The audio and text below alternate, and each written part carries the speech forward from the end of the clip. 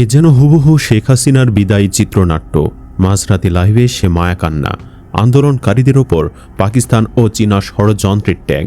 কিন্তু শেষ রক্ষা কি হবে? ভারতের ইতিহাসের সবচেয়ে তীব্র ছাত্র আন্দোলনে আজ থরথর করে কাঁপছে মোদির মসনদ। প্রশ্নপত্র ফাঁস আর শিক্ষা ব্যবস্থার দুর্নীতির বিরুদ্ধে লাখ লাখ তরুণ আজ রাজপথে। কঠোর পুলিশি বাধা, টিয়ার গ্যাস আর ভয়ভীতি উপেক্ষা করে পুরো দিল্লিকে স্তব্ধ করে দিয়েছে ক্ষুব্ধ যুব সমাজ। আন্দোলন এখন আর শুধু শিক্ষামন্ত্রীর পদত্যাগে আটকে নেই, সরাসরি ডাক এসেছে মোদী সরকারের পতনের। এতদিন নানা অজুহাতে পার পেলেও এবার কি দিল্লি ছেড়ে আফগানিস্তানে পালাতে হবে মোদীকে? এই মুহূর্তে ঠিক কি ঘটছে ভারতে? কেন এবার আর মোদীর পালাবার পথ নেই? চলুন বিস্তারিত জেনে নেওয়া যাক। দিল্লির কষায় নরেন্দ্র মোদীর আর পালানোর জায়গা নেই। পোলাপানের কি পরিমাণ কচন খাইলে মোদীর মাঝরাতে লাইভে আসা লাগে শুধু একবার চিন্তা করুন। এক্কেবারে হাসিনা স্টাইলে, এ যেন স্বজন হারানোর বেদনা টু মুভি। লাইভে এসে ছাত্রদের জন্য মায়া কান্না করতেছে। তবে জাতে মাতাল হলেও মোদীর তালে ঠিক আছে। প্রথমে বলল পাকিস্তান নাকি ফান্ড দিছে এই আন্দোলনের, আবার বলে চীন এবং ডিপ স্টেটের ষড়যন্ত্র। ওদিকে আরেক গদি মিডিয়া বাংলাদেশের জামাত ইসলামের ষড়যন্ত্রের কথা বলে। মাইঙ্গের নাতি কি পরিমাণ সেন্সটা চিন্তা করুন। সবার দোষ দিয়ে দিল, কিন্তু নিজেদের দোষ একবারও দিল না। মোদীর স্ত্রী হাসিনাও এমন করত। আন্দোলন চলাকালীন স্বজন হারানোর নাটক করত, মেট্রো রেলে আগুন লাগার জন্য কান্না করত। কিন্তু এত এত ছাত্র মারা যাইতেছে তা নিয়ে ডাইনিটার কোনো মাথা ব্যথা ছিল না। পাবলিকের রিয়াকশন একটু হলেও বুঝেছে এই বুইড়া খাটাস।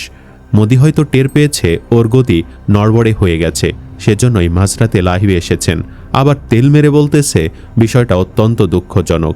সে ছাত্রদের কথা চিন্তা করে, তারা দেশের ভবিষ্যৎ। আবার এও বলছে প্রশ্নপত্র ফাঁসের সাথে যে জড়িত সে জেলে আছে, বিচার হবে।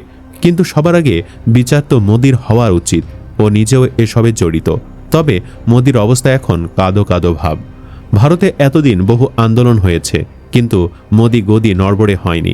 তবে এবারের প্রেক্ষাপট একেবারে ভিন্ন। ভারতে পরীক্ষার প্রশ্নপত্র ফাঁস এবং শিক্ষা ব্যবস্থার অব্যবস্থাপনাকে কেন্দ্র করে শুরু হওয়া অনলাইন ক্ষোভ এখন বিরাট আন্দোলনে রূপ নিয়েছে। অভিভাবক ও প্রশাসনের চোখ রাঙ্গানি উপেক্ষা করে দেশের দূর দূরান্তের গ্রাম ও ছোট শহর থেকে তরুণ তরুণীরা বাড়ি থেকে পালিয়ে এসে যোগ দিচ্ছেন দিল্লির অবস্থান কর্মসূচিতে। মোদী সরকারের আশ্বাসের পরও আন্দোলনকারীরা আলোচনার প্রস্তাব সরাসরি প্রত্যাখ্যান করে শুক্রবার পুরো ভারত জুড়ে নতুন করে বিশাল বিক্ষোভ কর্মসূচির ডাক দিয়েছে। দিল্লি এখন কার্যত স্তব্ধ। পুরো ভারত জুড়ে এক গভীর অনিশ্চয়তা ও তীব্র উত্তপ্ত পরিস্থিতি বিরাজ করছে। গত 20 জুলাই হাজার হাজার শিক্ষার্থী তেলাপোকার মুখোশ পরে ও ব্যঙ্গাত্মক ব্যানার হাতে দিল্লির যন্তর মন্তর থেকে সংসদ ভবন অভিমুখী পদযাত্রা শুরু করলে ঘটনার সূত্রপাত হয়।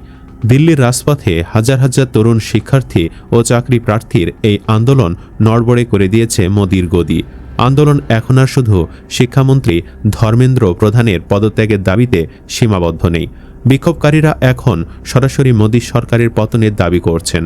পর্যবেক্ষকদের মতে কয়েকটি কারণে এই আন্দোলন আগের বিক্ষোভগুলোর তুলনায় ভিন্ন এবং তা উগ্র হিন্দুত্ববাদী সরকারকে চূড়ান্ত পতনের দোরগোড়ায় পৌঁছে দিয়েছে। কেন এবারের আন্দোলনে মোদী সরকারের পতন ঘটাবে?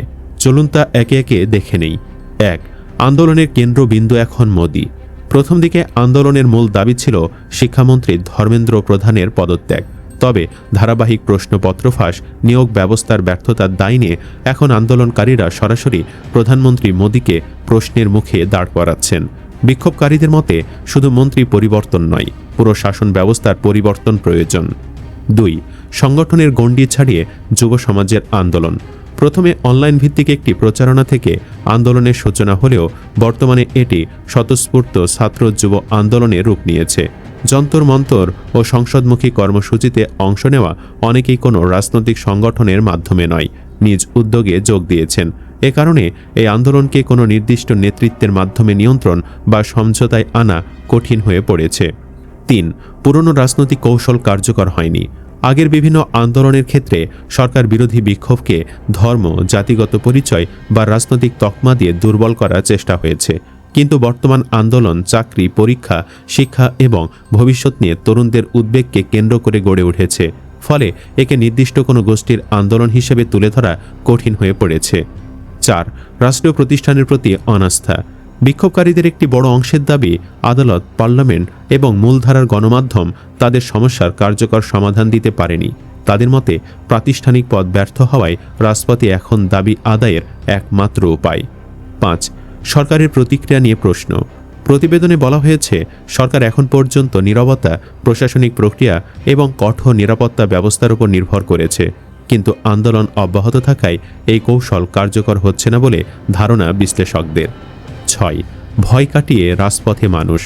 হাজার হাজার পুলিশ মোতায়েন, নজরদারি এবং কাঁদানে গ্যাস ব্যবহারের পরও বিপুল সংখ্যক মানুষ আন্দোলনে অংশ নিচ্ছেন। আন্দোলনকারীদের দাবি, ভয় কাটিয়ে সাধারণ মানুষ রাস্তায় নেমে আসায় এই আন্দোলন নতুন মাত্রা পেয়েছে। তাদের ভাষ্য, বিভাজন বা ভয় দেখিয়ে আন্দোলন দমন করা এবার সহজ হবে না।